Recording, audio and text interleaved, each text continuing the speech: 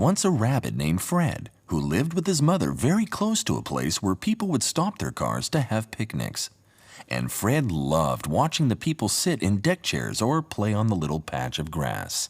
One afternoon, a family arrived at the picnic area and put up 2 little deck chairs. And Fred, as usual, watched them from the bushes. There was a mother picnic person and a father picnic person and 2 little children picnic people.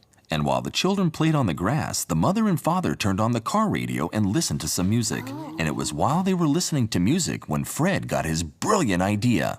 And he bounded off to tell his mom all about it. "Mom," he exclaimed, "I'm going to become a pop star." Mom was busy putting the other little baby rabbits to bed, so she hardly had time to look up and talk to Fred.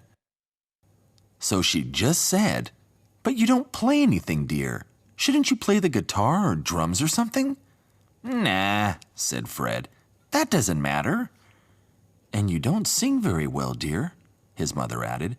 "That doesn't matter either," said Fred.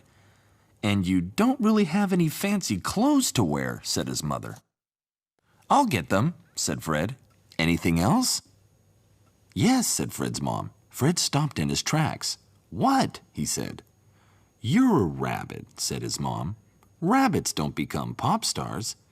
"Then I shall be the first," said Fred firmly. And he ran to the back of the burrow to find some old clothes that he had once found in a trash can and put them on.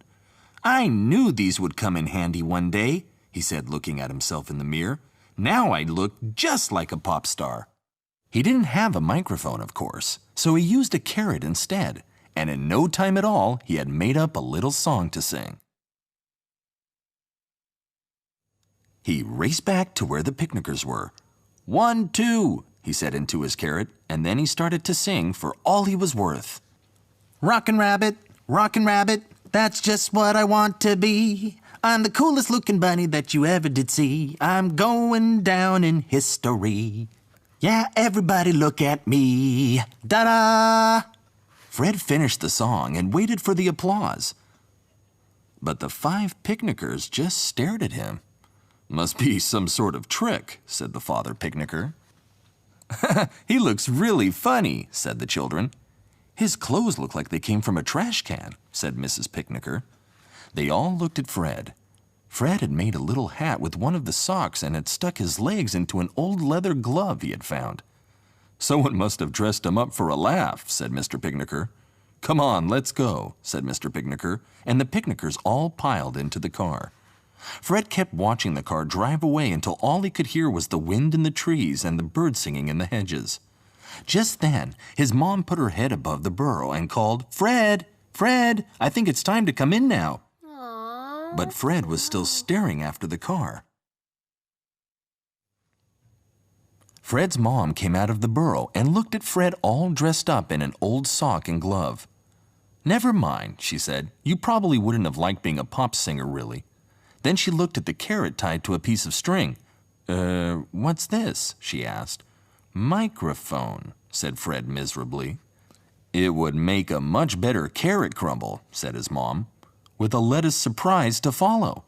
Fred cheered up right away.